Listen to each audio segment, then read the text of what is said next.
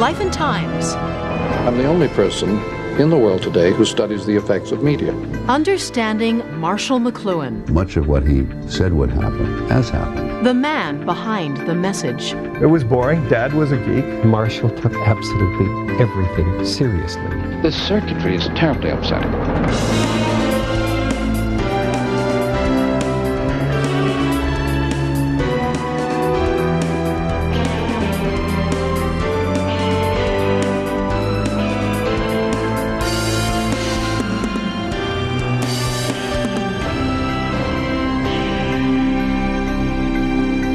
Hi and welcome. I'm Anne-Marie MacDonald. Tonight we continue our series on trailblazers with one of this country's most innovative thinkers, Marshall McLuhan.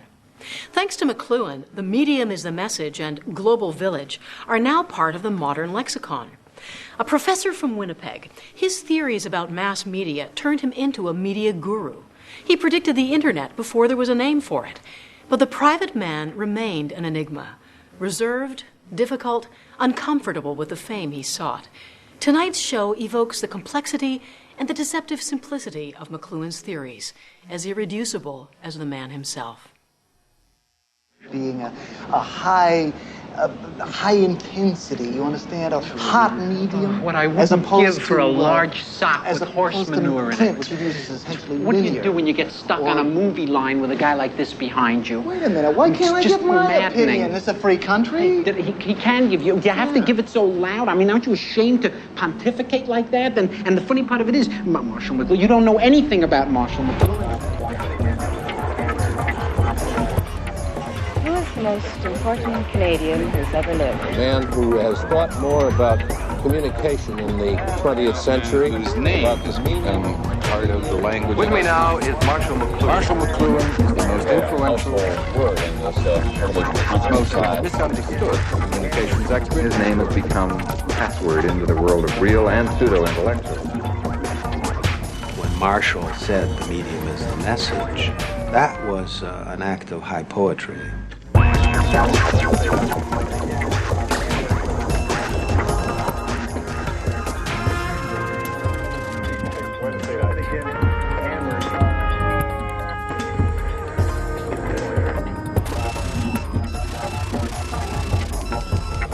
I have to think every time I hear you say a sentence of whether I totally understand it. Well, there are so many people wanting to explain. Marshall, it's there. Look around. We swim in McLuhan's ocean.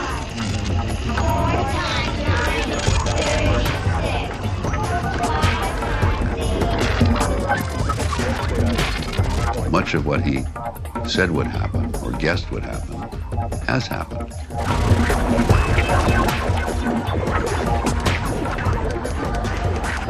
Well, he's not just a pop culture figure, no. He's got metaphysical value.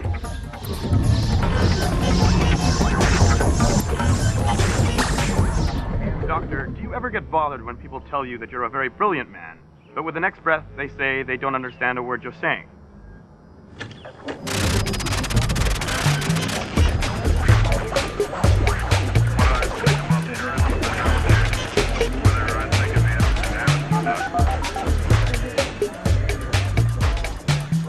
My children who have never known my father have grown up with images of him on television constantly. They can go on the internet and find 100,000 references to him with no problem.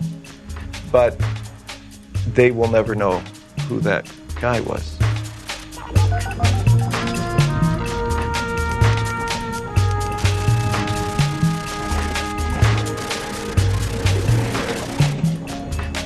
He came from a long line of bullshitters par excellence. His father was a great storyteller, genial.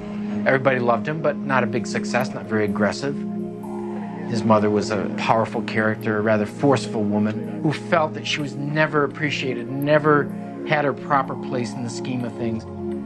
She was somebody who was always dissatisfied, made their home life turbulent constantly. Looked to Marshall, her oldest son, as somebody who could be almost like the chosen vessel of her ambitions and her hopes that she could never quite fulfill. Marshall felt, as a kid, more of a man than his father. His mother turned him into the kind of person almost brittly self-confident because he had been forged to his mother, constant standing up, fighting resistance, knowing that nobody around him was quite his peer. He came to the University of Manitoba as an undergraduate. He was ready for bear. And he finds a bunch of second-rate professors who, after a while, become very intimidated by this kid in the classroom because as soon as classroom's over, they kind of duck out because they don't want Marshall coming up to them and saying, well, what about this, that, and the other thing, challenging them.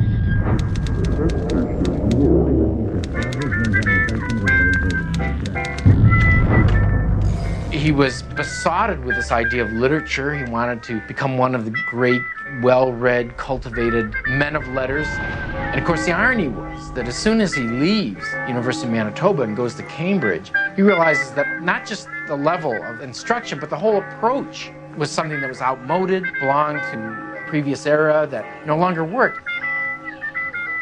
It made him realize that he was going to have to pull up his socks because this was not Winnipeg. This was where things were happening. People were not necessarily impressed by him the way they were back home. When I talked to his tutor, he said, well, I always thought McLuhan was a good person of the second order, you know. He suddenly found himself right in the middle of the new critics, the people like I.A. Richards, who were revolutionizing the study of literature. What Richards was trying to do was figure out what is a good poem. So he was trying to train his students to actually reading the text, reading the words, finding how the words worked in combination with each other, the shifting levels of meaning, imagery, and so on. Very technical, very analytical, very formal. So McLuhan, of course, this is something of a shock because now suddenly you're not talking about somebody's ideas, you're talking about the way the words actually work. And it's the basis of the whole approach to his study of media. Something like television. He's not going to take what we call the content of television. Instead of I Love Lucy, maybe we should have televised Shakespeare plays. He says, no, let's look at the medium itself. In the same way that you look at a poem, you don't try to understand a poem by summarizing the content. You understand it by seeing how the words actually work, the effects that they actually create in the psyche of the reader. Haiku is Japanese poetry. Ivy on a wall, like green little animals climbing to their homes. Well, Marshall, what does this all mean? The media are at the heart of our life because the media work through our senses. And print is a medium. It changed our sense makeup from what it had been in the Middle Ages. And now certainly these other media will do the same. Look, let's back up just a bit, Marshall.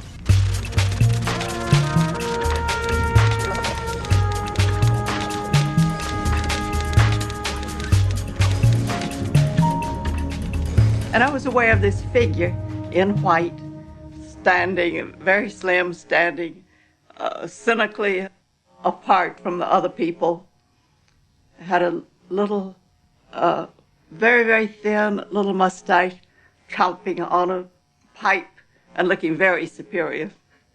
I thought, what a strange-looking creature.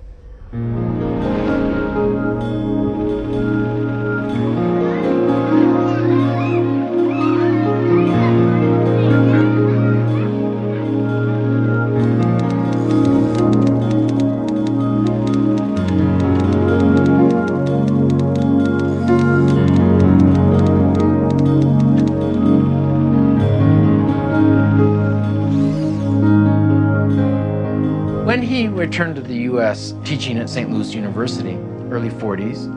McLuhan faced the problem of English professors who are teaching students who are not necessarily interested in literature. McLuhan always refused to bore himself. So lo and behold, he looks at comic books, he looks at advertising. In his class, instead of boring his students to death and boring himself to death, he decides, look, this is your world. The world of advertisements and magazines and radios. Do you understand it? You don't. The Batman cult may well be related to the fact that most of the television producers of our time were having their adolescent comic book phase. when Batman was a new form. I began to study popular culture, the sports, the humor, the comics, as a way of setting up a more natural dialogue with my students. If you don't understand these everyday things that are absolutely basic part of our lives, why spend your time studying somebody else's world? Marshall recognized that the strategies of the world of business, of advertising, were really the same as the strategies of the poets. There's a world of difference between the Divine Comedy and a Coca-Cola ad. But the difference lies not necessarily in the method.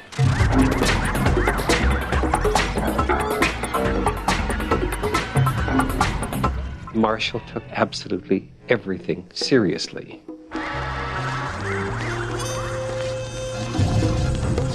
I got a book out called The Mechanical Bride in 1951.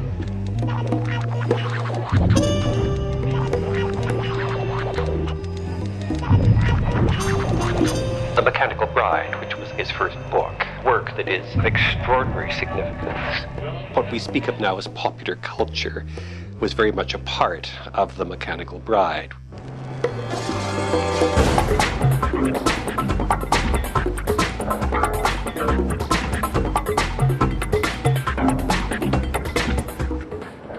One of the probably family favorite books would have to be The Mechanical Bride. I remember we were clipping commercials and papers for him all those years. It was hilarious. When he sent it to the publisher, his editor kept saying, tone it down, until the final product we thought was really so dull. But they were afraid of Marshall's ideas. And just about 2 months later, the Electronic Bride arrived. So the book was a little too late. It sinks without a trace. He's unhappy with the way it's been handled by the publisher. McLuhan is very much aware that he's in a bind. McLuhan is not a writer, primarily. And as he gets older, he loses patience more and more with this kind of slogging away at crafting conventional academic articles and books. His genius is as ancient cynic philosophers who go around making fun of the conventional ideas, talking to the crowds. This is McLuhan. Anything I talk about is almost certainly to be something I'm resolutely against. And it seems to me the best way of opposing it is to understand it, and then you know where to turn off the button. Marshall was very much an outsider in the eyes of the large part of the department. There was a kind of prejudice against him, and looking with some suspicion upon students, for example, who became known as, McLunatics. When you could be, spending your energies on things like Donne and Shakespeare and the Sunday comics, well, it's like the little stuff that gathers between your toes. It's not subject for serious scrutiny. The big advertising people and so on are tremendously interested in anybody who understands the effects of media. They don't want to know about the content. They can provide that. They want to know what the effect is.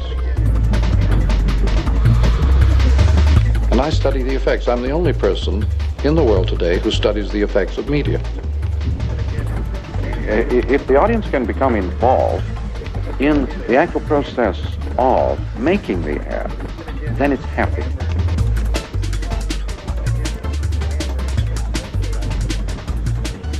These people in advertising are amongst the most intellectually curious, rebellious, experimenting. For a lot of them, McLuhan is, he comes out of the blue as somebody who suddenly, for them, is a guru, is a guide, somebody who can help them understand what they're trying to do, what kind of market they're trying to reach.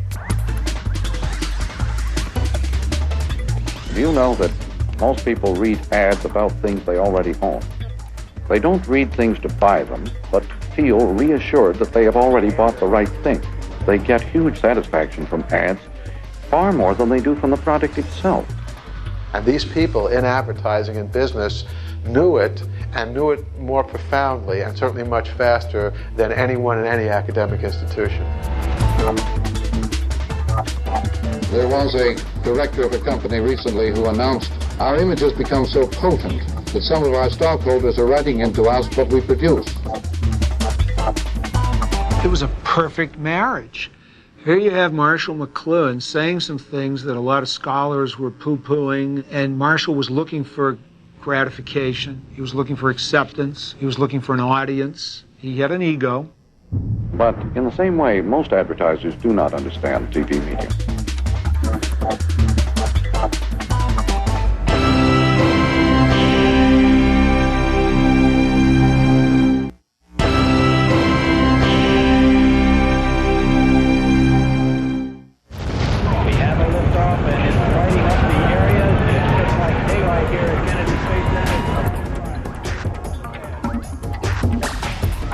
With the 60s, the ferment, the expectation that things were really happening, something was in the air. Music was boiling, rock and roll was brand new. The most important thing in the 60s was television. It was the fastest growing medium in history. I was just thinking today that they should have all TV commercials with just soap operas in between. The Kennedy-Nixon debates of, 1960. And now for the first opening statement by Senator John F. Kennedy. John F. Kennedy's assassination. Well, a lot of new things were happening. We had no tools for dealing with this, for thinking about it, for looking at it. It felt more like there was a sort of steamroller rolling over us.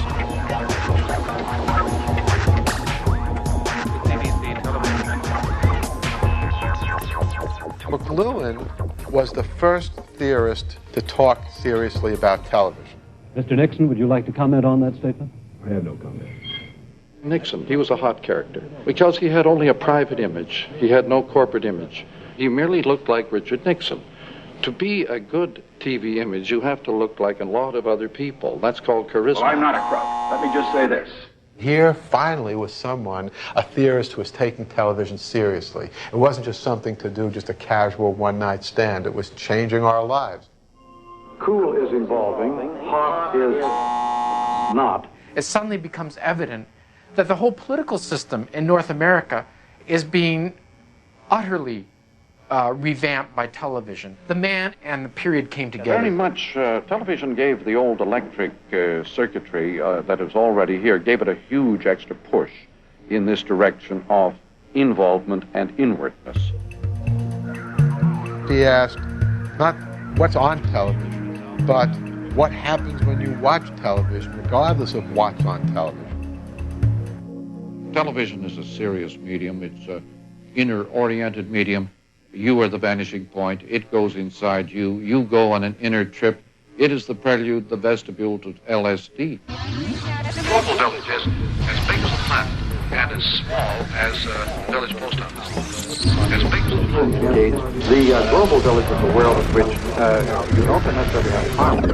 You have concern with everybody else's business and much involved in everybody else's life. Sort of a mad column writ large.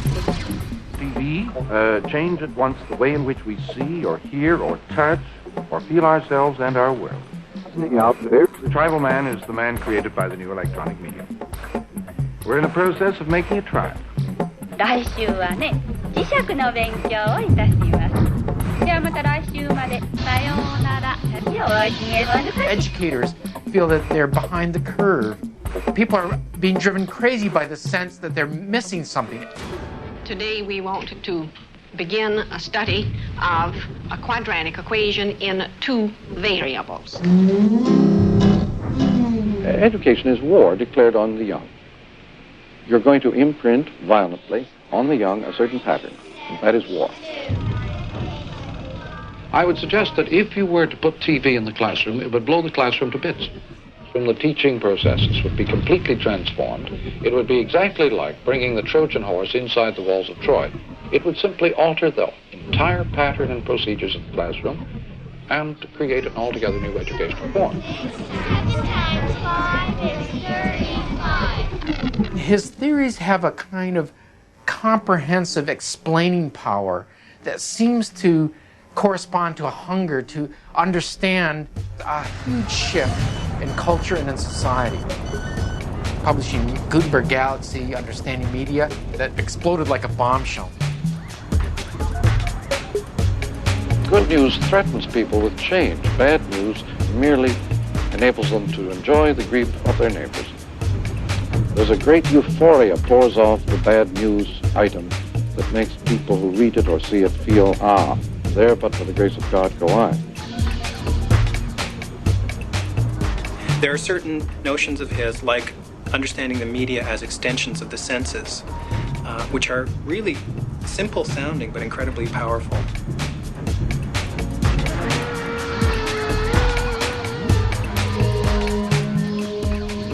Or this thing is going to not only transmit material that you know, it transforms the way you are in the world. It does not just transform the message, it transforms you as a human being.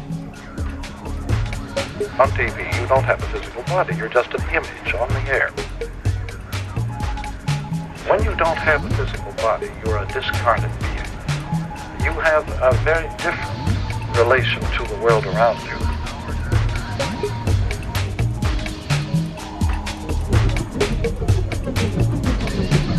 You better be aware of that if you want to retain your intellectual and spiritual and personal autonomy. The man and the period came together.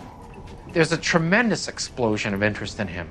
From everything from Life magazine to NBC television, Playboy magazine, newspapers in Canada and the United States. A man who has thought misunderstood communications expert in the world. 20th century. Suddenly, everybody has to do a piece on McLuhan. You've been writing about the mass media for a good many years, and now you're an object of the mass media. How has this changed your view of it, if at all? Let me instead explain why this has happened. That's the really interesting arc of his career, because how is it the case that this obscure English professor becomes the media guru, becomes the expert on how the media work, and at the same time becomes a media star? It was an interview between Pat and McLuhan, and I was the producer and director, and so my thought was that I would set the interview up in a 360 surround with the setting of screens and monitors. We should also see the back of his head and a tight close-up of his face and or lips, just to amplify. And so that's how I set it up, and we began the work, and sure enough, barely a few moments into the discussion, McLuhan actually called the proceedings to a halt. Well, he abruptly ended the interview and walked out saying that he couldn't work, he couldn't concentrate in an environment that had so much going on. While he could name these new developments, he didn't want any part of them in his own personal life.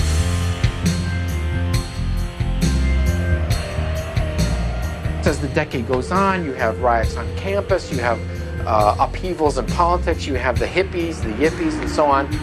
McLuhan seems to be the person who is able to say why this is happening. This has involved everything from the war in Vietnam to drugs to the breakdown of morality and so on. You could see very well that lives are being destroyed by cultural change.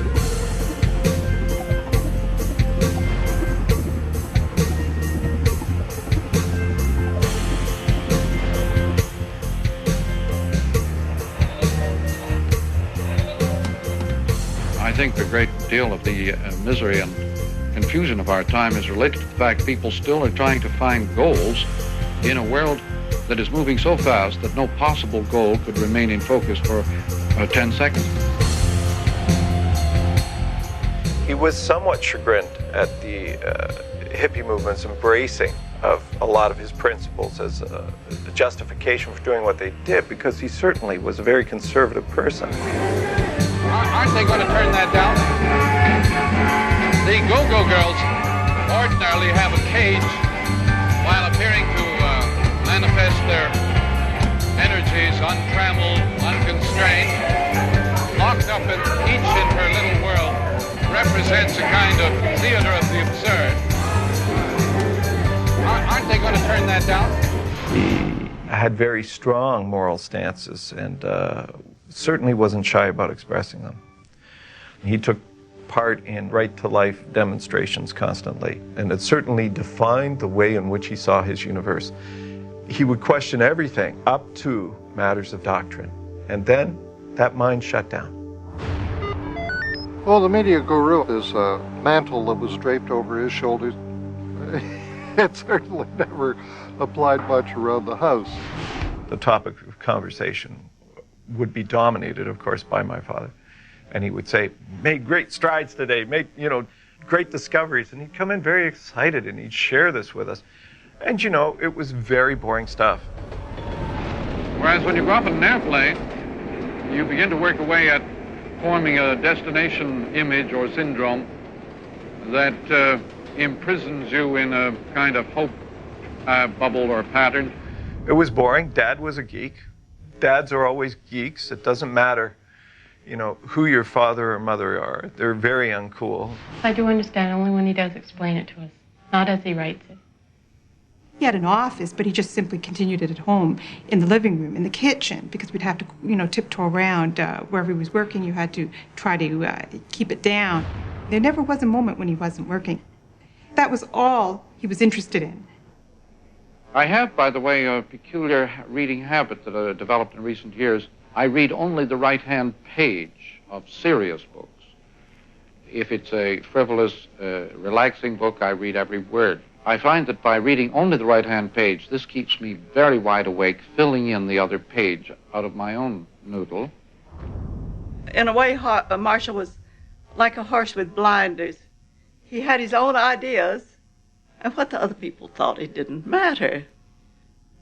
He was a family man in that he liked the idea of being a family man. But he was so nervously organized that he couldn't stand the chaos of children. I'm sure that when my daughter enters church to be married in a few days, this will be a tremendously sentimental occasion. Yeah, it is. It's a very brief sort of topic, isn't it, compared to motherhood, which extends outward for great periods. No, fatherhood is a very abrupt, aphoristic matter. It's just an aside. He was not an affectionate father. Occasionally he tried to play the role of father, but he was not a father who could really listen to his children, I think, and give them a kind of emotional, affectionate sustenance. He was truly wounded by his own upbringing, where the sort of genial figure in the family, his father, was not somebody he could respect. The person that absorbed all his emotional field, energy field, was his mother, who was a person that he always had to fight and resist. As his son, I can't say he wasn't judgmental. I think he was extraordinarily judgmental. At that point, I left, and that was a difficult time for him. Why did I leave? If you had asked me then, I would have said I was sick of being Marshall McLuhan's son and I wanted to find my own identity.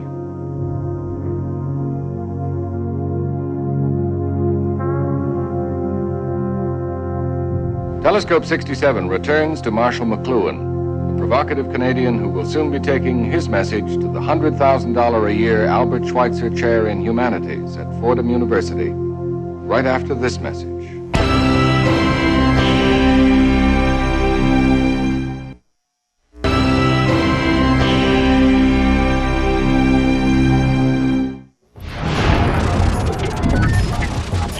Toronto English professor Marshall McLuhan was awarded the prestigious Schweitzer Chair. $100,000 salary. The honors include a salary of $100,000. Professor McLuhan will receive a salary of $100,000. Argue that advertising and television executives How can advertising no executives be any gauge for academic excellence? Speculation continues about the academic credibility of many of McLuhan's. Someone say that Las Vegas has finally found its way to the Ivory Tower. Las Vegas encroaching on the Ivory Tower? How do you feel about being at the center of a political controversy here in New York State? It's more than I bargained for, indeed. They were fiercely jealous of the amount of money he made, and they were fiercely jealous of his fame. His critics are almost as lively as his admirers. They call him a gadfly, spellbinder, a word merchant. Kierkegaard is a man of great relevance for this time. Life can only be understood backwards, but it must be lived forwards.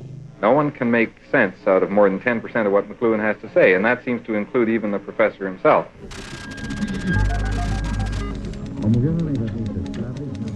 If I were to trust the observations of my critics, I would despond and despair to the point of cutting my throat.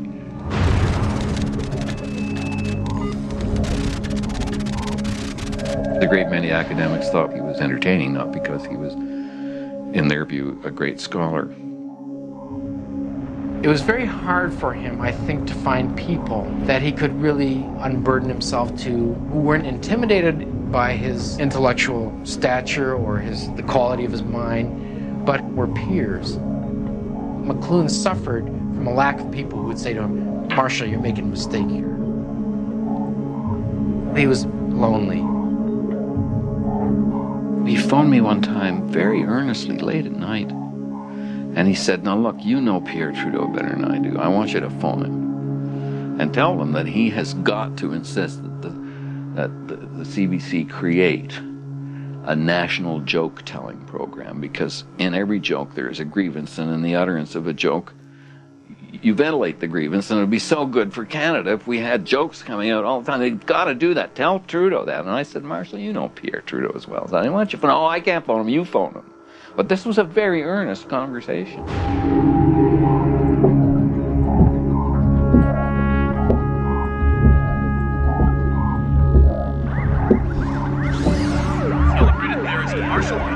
Marshall McLuhan was rushed to hospital today in New York City for emergency brain surgery. It was a long operation because it couldn't be just removed. It had to be picked bit by bit in order not to injure the brain, have lesions. He lost 5 years of reading and people's faces and who they were. He had a lot of strange preferences afterwards, preferring things in the past, people and methods of doing things. I could help out there. At that point, his Catholicism took precedence over anything else. That was his rock, his stability, and that's where he came back to. Not on the surface. Deep down inside, it was the #1 priority. Perhaps he said to himself, "Now I have the base from which I can depart on any adventure I want, because I can always come home to the altar."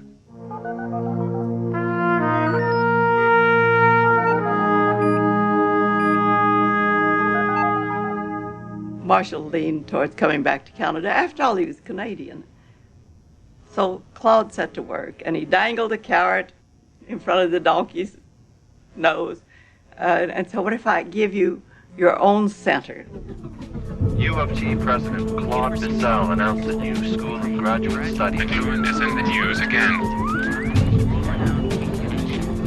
Critics resist giving the center degree granting status. Critics resist giving the center degree granting status. U of T granted him very little acknowledgement, and that very grudgingly. I mean, that was my perception as one of the kids, and it was the source of a lot of pain. In the 70s, there's no longer a kind of apocalyptic feeling in the air that there was in the, say, 1966, 67. There's less of an appetite for McLuhan. At the same time, his health is iffy. His intellect is still as sharp as it ever was, but his resilience is gone. He's physically depleted, emotionally depleted. McLuhan, in some ways, is a comet that suddenly ascends, burns so brightly against the background of society, and then seems to burn out. People seem to rapidly lose interest in him. Suddenly, he's no longer such an object of curiosity.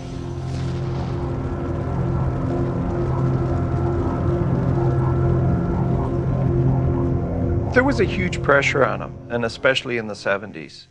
The pressure was to deliver constantly fresh and new, innovative insights and ideas. American challenge of today has forged man's destiny of tomorrow. I ask you as a communications expert, have we had too much communication about the moon or not enough?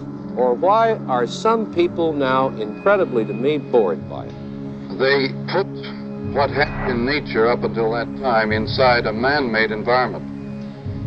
And by turning the planet into an art form, they in effect scrapped it. I have a feeling, Dr. McLuhan, that you're getting some kind of point across down there.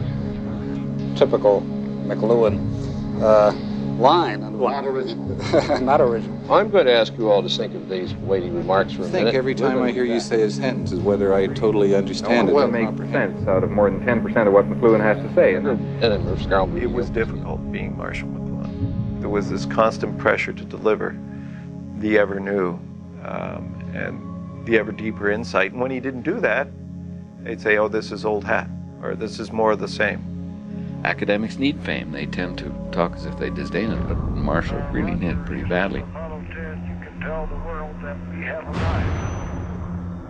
He starts becoming marginalized from both sides, both the academic side, which have been distancing themselves from him or pushing him away from them, and then his relationship to the wider media world gets complicated because he becomes a kind of joke or, cliche.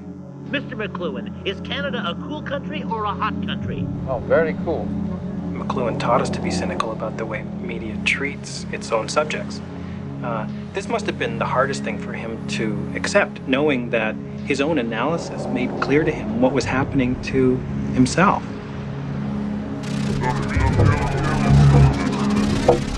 He, more than anybody, could see clearly the trajectory that he was on. In a sense, he dies for everybody's sins. Despite a veritable who's who of Canadian and American Petitions from around the world have arrived at the door of the McLuhan Center. The University of Toronto announced the Center for Culture and Technology will close. Marshall McLuhan is currently recovering from a stroke which has left him unable to resume his teaching. Not been able to resume his teaching duties. I see him standing at that southeast window in the house in Witchwood Park looking out over the pond in that spring after the stroke when he couldn't speak anymore, and I see snow coming down. It's April, and he has just learned that he, unable to defend himself anymore, has been told that the McLuhan Center is going to be closed down, and having not spoken for some weeks, he turned and sadly said, "April is the cruelest month." The power of poetry was able to surface in him and allow him to utter his grief and his outrage that he now, unmanned by the loss of his tongue, should lose the thing that he built. And poetry gave him the way to utter it, and then he went back to not being able to speak.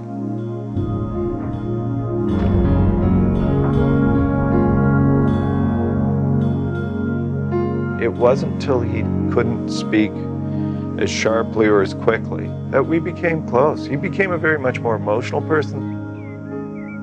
There's this difference between who the person is and who the persona is that's out there. People didn't treat you like an individual. One day they loved you, next day they hated you. So you got rather protective of your family and the price that went with it. The private person is always the private person, and I think that's what freed him in the sense that he had a public persona. An actor, in a way. His mother was an actress. There was the actor that could go home and be a private person. So it consumes its victims, ultimately.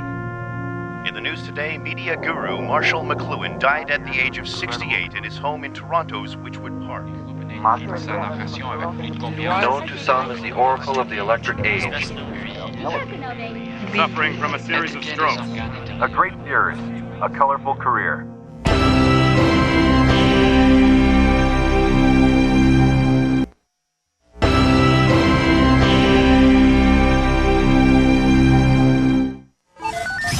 I happen to have Mr. McLuhan right here. How you ever got to teach a course in anything is totally amazing. Boy, if life were only like this. He's much bigger now than I think he ever has been. The crowd that's now discovering McLuhan's work doesn't have the hang-ups that the last one did. Doesn't have the same blindness. Wired was actually reporting on the very things that he anticipated. People, when they first read this, thought, well, I don't know. If you pick this up now and read this, you're like, yeah, that's how it is. You will go to the telephone, describe your interest, your needs, your problems. They send you the package as a direct personal service. This is where we're heading under electronic information conditions.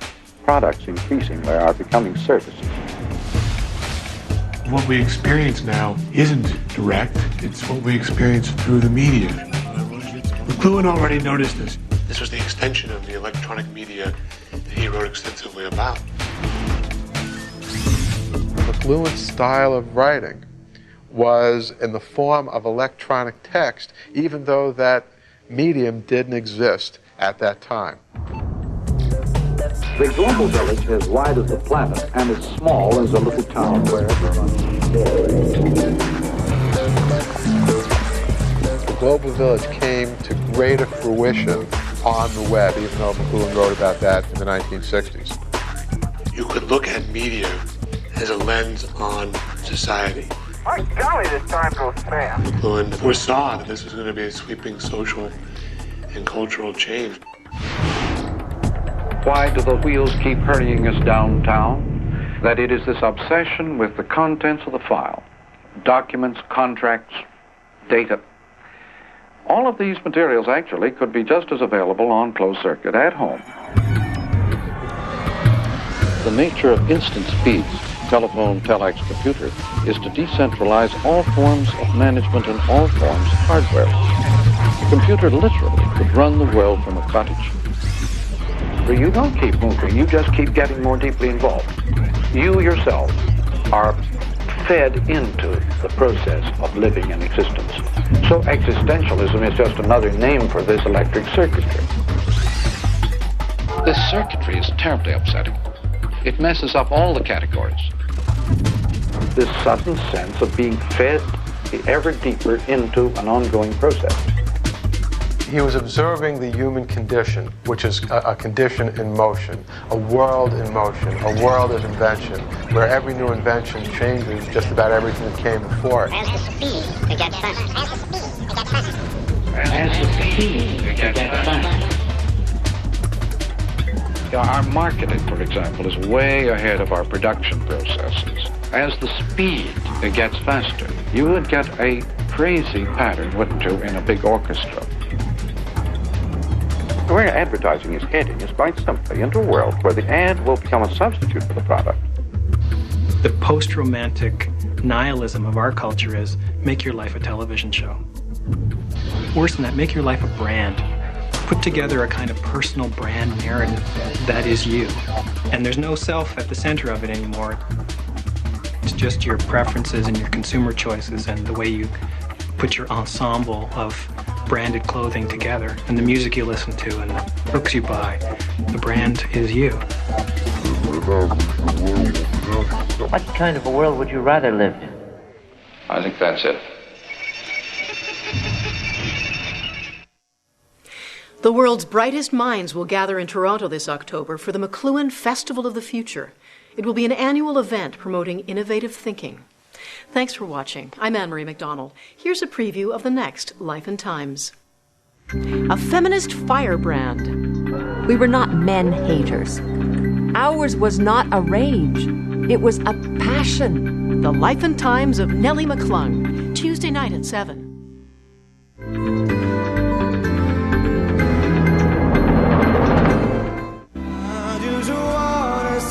A singing legend explores his past. I dare anybody over 12 to get to the least. And expresses the passion of his new musical style. Gino Vanelli, Canto, Wednesday, June 18th on CBC. This planet has been visited thousands of times. People have been taken, but we still don't know what they want. This could be the greatest threat the world has ever known. Something is about to happen. Maybe next week, maybe in 30 years. These visitors, they're moving towards something. The government knows about this, and they're covering it up in return for something. It's not right. This is news that belongs to the world. They've taken us, and they're going to come for us again. Steven Spielberg presents Taken. Premieres Monday at 8 on CBC.